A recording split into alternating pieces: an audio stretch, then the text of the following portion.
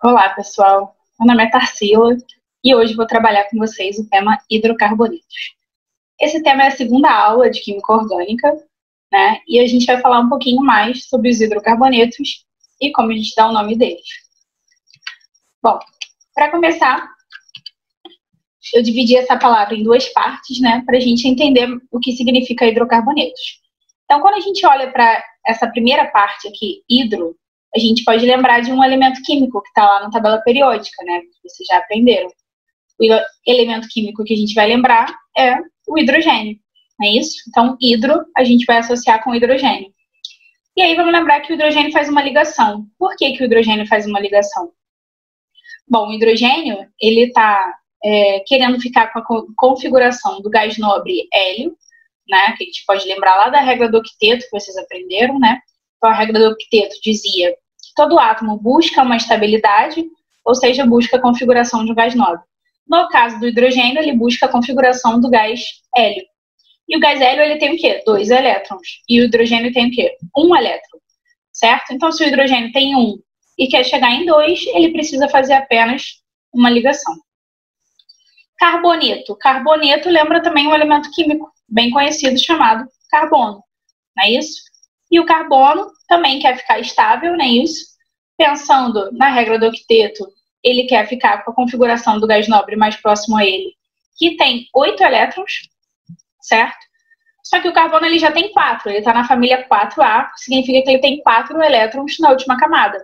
Então, para ele ficar com 8, ele precisa de 4 ligações, certo? Já tem 4, com 4 ligações ele chega em 8 elétrons. Então, a gente tem que lembrar disso, que o carbono faz 4 ligações, como a Júlia já tinha falado, né? Ele é tetravalente, certo? E o hidrogênio, ele faz uma ligação. Então, essa função, hidrocarboneto, é a função orgânica mais simples de todas, porque ela tem apenas carbono e hidrogênio. E a principal fonte natural dos hidrocarbonetos é o petróleo. Então, a gente vai falar um pouquinho mais sobre o petróleo. O petróleo, ele é uma mistura de hidrocarbonetos, e geralmente são separados por destilação fracionada. Então, eu trouxe aqui para vocês uma figura, essa primeira figura aqui da esquerda é a destilação fracionada em laboratório, né? Então, a gente aqui tem um aquecimento da mistura que está nesse balão e ela vai ser separada, e aqui vão ser recolhidas, né, as frações. Então, isso aqui é o que é feito em pequena escala no laboratório. Já nas refinarias de petróleo, né, não dá para fazer exatamente dessa forma, porque a gente tem em grande escala. Né, a quantidade de petróleo que precisa ser destilada é muito grande. Então, eles usam torre de fracionamento. O que acontece nessas torres? Então, nas torres de fracionamento do petróleo, a gente tem um aquecimento aqui embaixo, né, que vocês estão vendo, né, nesse desenho. Ela é muito grande, né, como vocês podem ver, né? Aqui a gente tem um homem desenhado para vocês terem noção da escala, de como essas torres são grandes. Então, aqui tem a mistura do petróleo que vai ser aquecida. E aí gerando diversas frações que são recolhidas, né? Então, a gente tem as frações mais pesadas, como a do óleo diesel, que tem de 15 a 18 carbono, e tem as frações mais leves, de gás natural, por exemplo, que tem de 1 a 2 carbonos. Então, né, no gás natural, a gente tem presente, por exemplo, o CH4, né? Por que eu digo CH4? Porque tem 1 carbono e 1, 2, 3, 4 hidrogênios. Então, o CH4 é um dos componentes do gás natural. A gasolina, né, que é muito famosa, ela tem de 6 a 10 carbonos, então eu trouxe aqui um exemplo para vocês. É importante a gente deixar claro, né, que o petróleo é uma mistura de muitos e muitos hidrocarbonetos. Geralmente a gente associa o petróleo diretamente à gasolina, porque é o mais famoso, né, mas ele tem todos esses derivados e outros, né, derivados que são extremamente valiosos, né, então por isso que o petróleo tem esse preço tão alto de mercado. E aí, qual a questão? A gente precisa aprender como nomeá-los, né? Porque uma vez que a gente tem uma diversidade enorme de hidrocarbonetos, como a gente viu lá no petróleo, de 1 carbono a 18 carbono, a gente precisa, então, aprender a dar o nome deles. E aí, então, a gente vai aprender a nomenclatura. A nomenclatura é o modo que se dá o nome, né, nesse caso dos hidrocarbonetos. Então, a primeira coisa que a gente vai escrever, quando for necessário, né, é o prefixo. Então, essa parte pré significa antes, então vem antes do nome como um todo. E o prefixo que a gente tem para escrever aqui é o ciclo. O que é um ciclo, né? Um ciclo, eu coloquei essa figura para vocês verem, geralmente é alguma coisa que sai de um ponto e volta para o mesmo ponto, né? Então, lá na biologia, a gente aprende ciclo do oxigênio, ciclo do nitrogênio, né? Então, geralmente, isso está associado a coisas fechadas. Então, ciclo é o prefixo que a gente vai usar apenas quando a gente tiver cadeias fechadas. Se a cadeia for aberta, eu não vou escrever nada aí nesse local do prefixo. E os radicais? Os radicais, eles vão dizer o número de carbonos que a gente tem. Então, se eu tiver um carbono, eu vou escrever met. Se eu tiver 2 carbonos, et. 3 carbonos, prop. E 4 carbonos, but. Esses radicais, eles não são tão conhecidos, não são tão famosos, né? Mas a partir dos 5, né? A partir de 5 carbonos, a gente já tem radicais, então, que vão lembrar mais, né, coisas do nosso ambiente, do nosso dia a dia. Então, por exemplo, aí, no 5 carbonos, a gente tem o radical pent, 6 carbonos hex. A gente pode lembrar da Copa do Mundo, né? Isso. O Brasil, ele já foi pentacampeão. Então, pentacampeão foi campeão 5 vezes, certo? E aí, depois que ele foi pentacampeão, começou, então, a torcer para que ele fosse hexacampeão, né? Ou seja, que ele fosse 6 vezes campeão. Tudo bem? E aí, 7 carbonos, hept. 8 carbonos, oct. Para 8 carbonos, a gente pode lembrar, por exemplo, do UFC. A arena no qual eles lutam no UFC, né, ela tem 8 lados. E ela é conhecida como octógono, né? E, além disso, a gente tem a relação com a matemática também. Lá na matemática, quando vocês aprendem polígonos, a gente aprende os polígonos de acordo com o número de lados dele, né? Então, aqui a gente tem um polígono de 5 lados. 1, 2, 3, 4, 5. E ele era chamado de pentágono. Com 6 lados, hexágono, heptágono, por aí em diante. Então, são os mesmos prefixos que a gente aprende aqui na química também, certo? Então, a gente tem aqui um polígono de 5, de 6, de 7, de 8, de 9 lados, para vocês lembrarem também dessa associação. Os infixos vão ser referentes à quantidade de ligações, né, que o hidrocarboneto tiver. No caso, se ele faz ligação simples, dupla ou tripla. Né? A Júlia falou com vocês que essas ligações duplas ou triplas são chamadas também de insaturações. Né? Então, se ele faz ligação simples, ou seja, apenas um tracinho aqui, né? Apenas uma ligação, a gente vai chamar de an. Se ele faz dupla, eu chamo de en. E se ele faz tripla, eu chamo de in. Uma boa associação para vocês lembrarem é o seguinte: a vogal A, ela é a primeira vogal, não é isso? Então, na primeira vogal eu tenho uma ligação. Na segunda vogal, que é a vogal E, eu tenho 2 ligações. Na terceira vogal, que é a vogal I, eu tenho 3 ligações. Então, acho que isso pode ajudar vocês, né, fazendo essa associação. E, por último, o sufixo é o sufixo O. Todo hidrocarboneto, então, vai terminar com esse sufixo O. Então, vamos ao primeiro exemplo, né? No primeiro exemplo, a gente tem o CH4, que eu já tinha mostrado para vocês lá no gás natural, né? Então, um carbono, 4 hidrogênios, CH4. E aí, como é que ficaria a nomenclatura dele? Como a gente dá o nome dele? Como ele só tem um carbono, a gente vai usar o prefixo met, né? Só tem ligação simples e no final a gente vai escrever o sufixo O. Né? Então, esse sufixo vai entrar em todos os hidrocarbonetos. Então, formando aí o metano, né? E o metano, ele é muito famoso pelo agravamento do efeito estufa, né? Porque ele é um dos causadores do agravamento do efeito estufa. Então, vocês já podem ter ouvido falar dele na aula de biologia, na aula de geografia, né? Então, a gente tem como principal gás que agrava o efeito estufa o CO2, o gás carbônico, e o segundo principal é o nosso metano, né? Que eu trouxe aqui a forma estrutural para vocês. Bom, a produção de metano, ela continua subindo com o passar dos anos. Então, eu trouxe aqui um gráfico atualizado e a produção, ela só tende a subir e a subir mais, ou seja, ocasionando todos os problemas que são consequentes do agravamento do efeito estufa, certo? E a gente diz agravamento porque o efeito estufa é um efeito natural, que, na verdade, protege a Terra, né, mantendo uma temperatura no qual a gente consegue viver. Mas o agravamento, ele pode ter consequências graves para a gente. E por que o metano, a produção de metano continua subindo? A produção de metano, né, ela é proveniente da pecuária, né? Ela é proveniente também dos arrozais e ela é proveniente dos pântanos. Além desses 3 exemplos, de outras fontes também, como, por exemplo, da queima de biomassa. Né? Então, por isso que a produção de metano continua subindo. Então, a gente tem que pensar nessa problemática também. O segundo exemplo que eu trouxe para vocês aqui, agora a gente tem 2 carbonos nesse exemplo, né? E tem uma ligação dupla. Então, o nome dele vai ser diferente do primeiro exemplo. Como são 2 carbonos, ficaria met, et, certo? Et porque são 2 carbonos. Ele tem ligação dupla, não é isso? Tem 2 ligações. Então, a gente vai ter que usar em.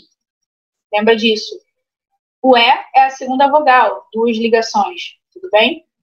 E o nosso sufixo O, porque todo hidrocarboneto termina com O. Agora é só juntar essas partezinhas aí, a gente formou o eteno, que também é conhecido como etileno. E o etileno é o hormônio do amadurecimento de frutos, né? Ele é conhecido como hormônio de amadurecimento de frutos. Então, o que isso quer dizer? Se você tem aí, por exemplo, uma fruta verde, eu trouxe uma banana, mas pode ser outra fruta, as frutas liberam naturalmente, né, o gás etileno. Só que como ela está em ambiente aberto, esse gás, né, ele é liberado. Então, se você tem uma fruta verde e você quer consumir ela amanhã, o que você pode fazer? A dica é colocar isso em um recipiente fechado. Ou seja, você coloca ela num pote ou num saquinho e dá um nó e a sua banana vai estar madura no dia seguinte, devido ao gás, né, ao cúmulo do gás dentro desse recipiente fechado.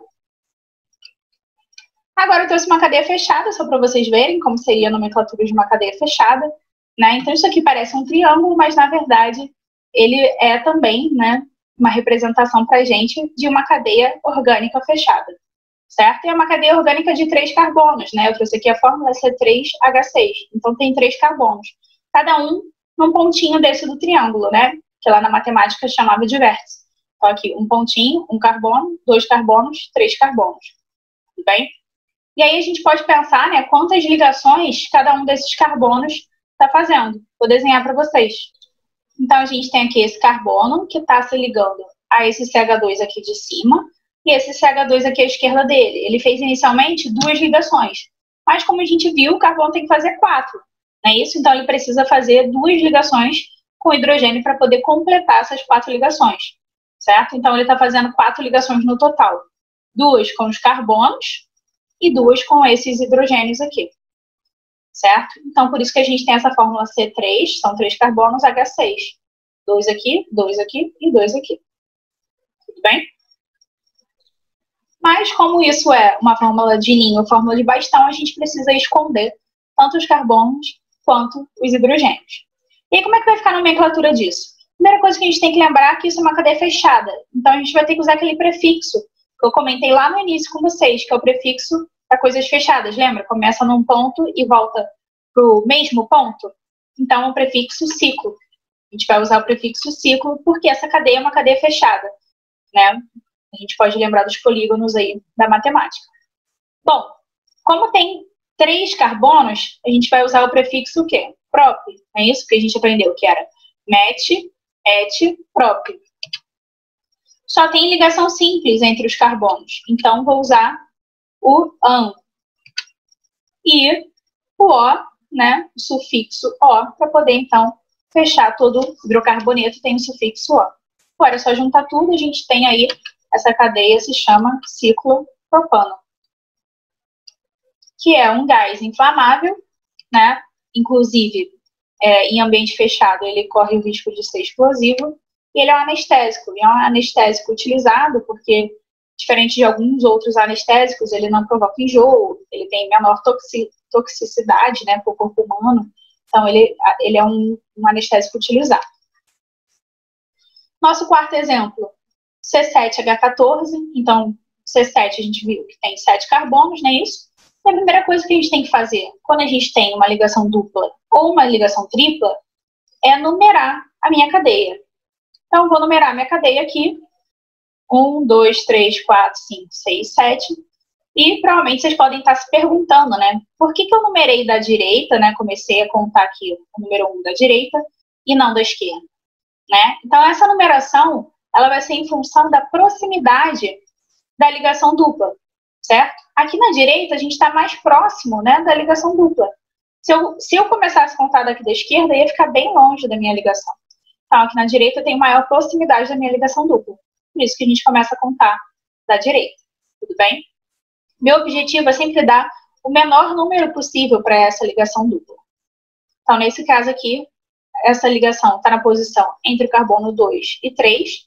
Como meu objetivo é dar o menor número, né? Seria o número 2. Tudo bem? Então, vamos lá. Então, a primeira coisa que a gente tem que fazer é contar os carbonos, né? Que é o nosso radical. Então, 1, 2, 3, 4, 5, 6, 7. Então, ficaria met, et, prop, but, pent, ex, ept. Certo? Então, o radical para 7 é ept. Então, apareceu aí ept. Só tem ligação simples? Não. A gente tem uma ligação dupla aqui entre carbonos. É isso? É importante lembrar que esse em, in é sempre entre carbonos. Então, eu tenho uma dupla aqui entre carbonos, vou ter que chamar de em. E não só vou escrever o em, como vou escrever a posição que ele está. Né? Como eu falei, ele está entre a posição 2 e 3, a gente vai escolher o menor número, que é o número 2. Então, por isso que tem esse 2 aqui antes do em. Para fechar o nosso sufixo O. Além de escrever como ept2-eno, a gente pode escrever também como 2-epiteno. Assim, dessa segunda forma, né, fica mais bonitinho de falar. Porém, aqui, nessa primeira forma, a gente consegue ver claramente que o 2 é referente à dupla, porque o 2 está exatamente do lado do em, né? Então, quando a gente estiver montando moléculas mais complexas, isso pode ser interessante. E agora que a gente já viu vários exemplos, vamos falar um pouquinho da ramificação. Então, a ramificação, né, a cadeia ramificada, ela apresenta os átomos de carbono fora de sequência. O que isso quer dizer? Trouxe um exemplo para vocês. Imagina que a gente começou a contar nessa cadeia aqui da esquerda, o número de carbonos. Então, contei carbono 1, carbono 2. Quando eu cheguei aqui no carbono 2, a gente encontra um problema, né, para contar em sequência. Por quê? Eu vou ter que escolher se eu vou para a direita ou se eu vou para baixo.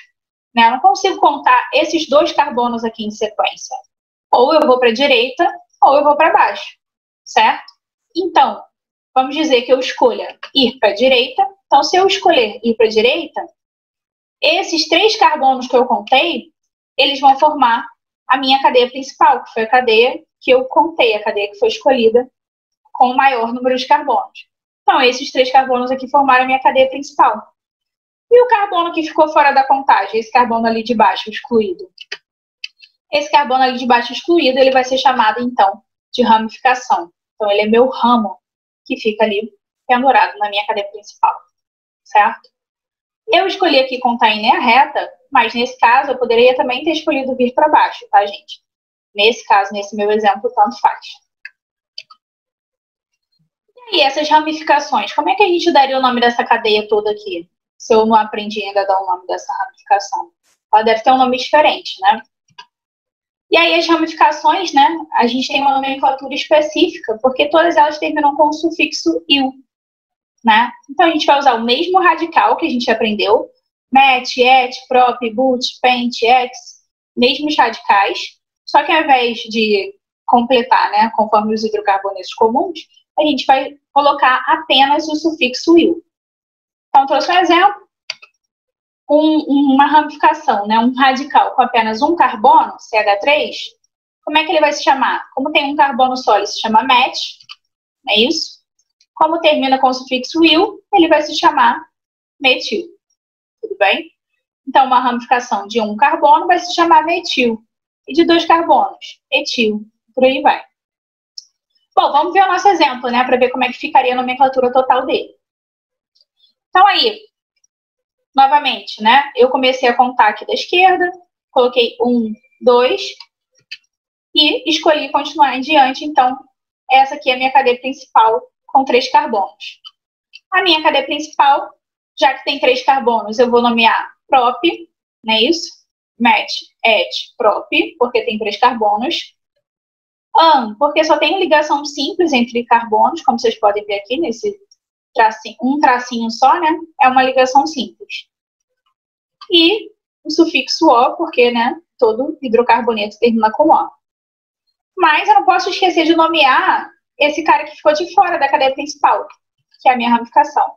Como é que a gente dá o nome dele? Ele vai ser o famoso metil, não é isso? Porque é uma ramificação aí vai terminar com o sufixo il, e é uma ramificação de apenas um carbono. Então, vou usar o mesmo radical que eu aprendi para o resto, radical met. Então, esse cara aqui se chama metil. Sendo assim, o nome da minha cadeia completa, né? Cadeia principal mais ramificação seria o quê? Metilpropano. Então, metilpropano é o nome da minha estrutura completa. Ramificação na frente e cadeia principal depois. Tudo bem, pessoal? É isso, espero que tenham gostado. Tirem dúvidas com professores do polo de vocês. E eu espero vocês no próximo vídeo. Até mais!